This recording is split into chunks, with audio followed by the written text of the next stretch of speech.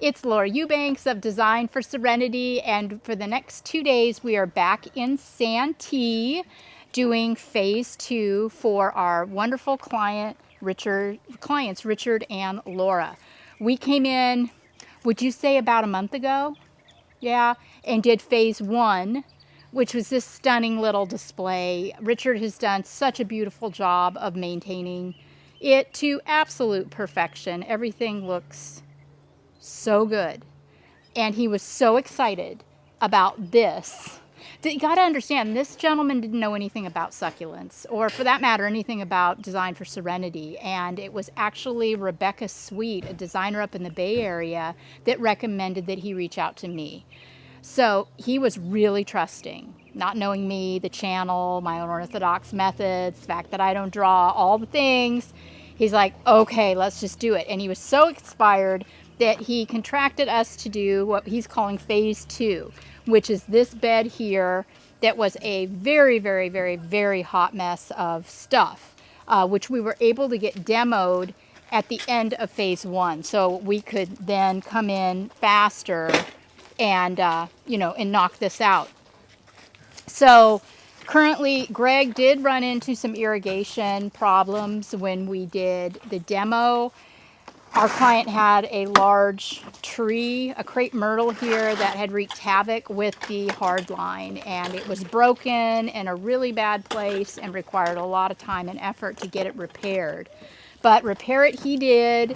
We also have some random electrical wires. Our client had all of his lights. They were halogen. He had never converted to low voltage, so for now he's just going with these beautiful solar lights. I'll have to ask him where he got these, but they're very attractive and he's quite pleased with them. So he's got security lighting. Oops, careful, Hannah, almost died. He's got security lighting on the house that shines onto the garden, so we don't need, a big heavy light display. So what we're doing right now, you probably wondered what this is all about. He has a downspout, and when it rains, and yes it does, when it rains in the wintertime here, it can be pretty torrential for a minute, but long enough to create a lake. So we are going to install a French drain in here. This downspout shoots the water out, and then it tends to pool here. So you'll see how this develops over the next couple of days. We have a drain, and we want to encourage all the water to go down to the drain. So we'll be, Greg has something that he wants to install in here first. Then we will be layering with rock, and at the end it will be gorgeous, and you will never know that it's got a function. What is it you're doing here? What is the thing that you wanted to... Here, wait. Wait. What, you wanted to do something first. Yeah, put in corrugated piping. Okay. And kind of make like a French drain. Type out and tapping into that drain. Okay, so the corrugated pipe is what I wasn't clear on. Right, when the water drains into here, it's going to filter through the rock into the piping and go right to the drain. Yay! Okay, so that's our story. We're sticking with it. And you can see that we're digging out the spray pop-ups. Those will be capped. And then Greg will choose one to run his drip irrigation off of. We have 4 yards of soil going into this little, probably, if I had to guess, maybe 100 square feet flower bed. And our first load of boulders have arrived from KRC in Lakeside. We will be receiving another ton or 2 of boulders before we start planting out. This was our haul from Waterwise. I was so tickled. If you go, be sure and check out the Pachypodium gayi. This is like a Lemerii, but different. Clearly, it's just cool. It's a little bit of a step above the standard Lemerii, the green. And we found also at Waterwise these phenomenal 15-gallon barrels that are just busting out of their cans. And this beautiful Baccarnia recurvata. Look at the foot on that. I love this plant. This is such a hard worker in a garden. It'll pretty much take anything you want to throw at it. Obviously will not survive a hard freeze, but as far as heat, it's a good one. So there we have it. We're going to roll up our sleeves and get with it, and we'll pop in with you later. Hi guys, we are a couple hours in Santee, and we've got all of our soil moved into place. A lot of our boulders are staged, and now we are working on sinking our foundation plants. We found this beautiful ferox hiding in a shady corner in our client's back garden, and I don't think it has ever bloomed. Richard says he's never noticed that it has, and I don't see any evidence of it around the base of the plant. So how exciting is that going to be? Because this is not a young ferox, but it was in the shade, so it never bloomed. Now we are staging this Pachypodium gayi. Yes, the official, what do we say, the official plant of Pride Month? Yeah. So, wow. And this gorgeous creature is, yeah, this gorgeous creature right here is from Waterwise Botanicals, and it is a variety of Pachypodium, similar to the Lemerii, but not, not exactly. I love, love, love, love, love our Mangave Aztec King and how it's pulling from the gayi, right? Those colors are, I'm seeing so much of the maroon striation through the leaf of the gayi being picked up in the Mangave. Oh, that's awesome.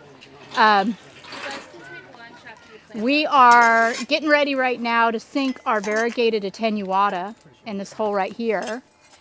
And then the guys are going to take lunch. You can see all the plants we still have to work in.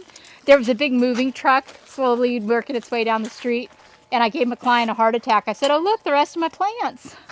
But no, we're good. There's no rest of my plants. So yeah, we still have a lot of rock to work in. We've still got a couple of really big barrel cactus to work in. And then once I've got all of those big elements in, I start working in my 5-gallon stuff and my secondary plants. And then when I'm done doing that, I identify where I want tapestry. So there you have it.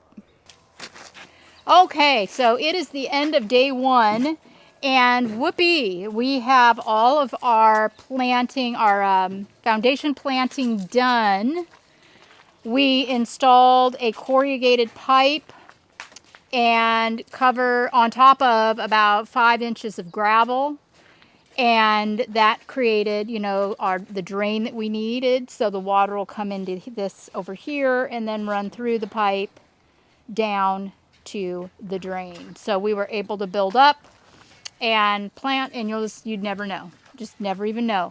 So the most exciting thing to happen today, I think, was Richard told me, oh, my neighbor's moving, and she's got one of those fan plants for sale. She only wants $50 for it. And I thought, oh, it's not a plicatillus, but it is a plicatillus. Check this incredible specimen out. $50. Isn't that insanely beautiful? So naturally, I had to work it into this installation, and it elevated this so much. This is a specimen garden almost exclusively.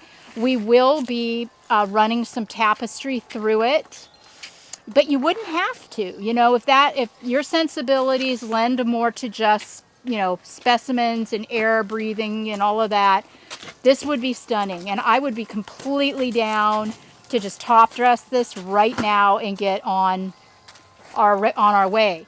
But very subjectively, our client loves the color and the textures of the tapestries, and so do I.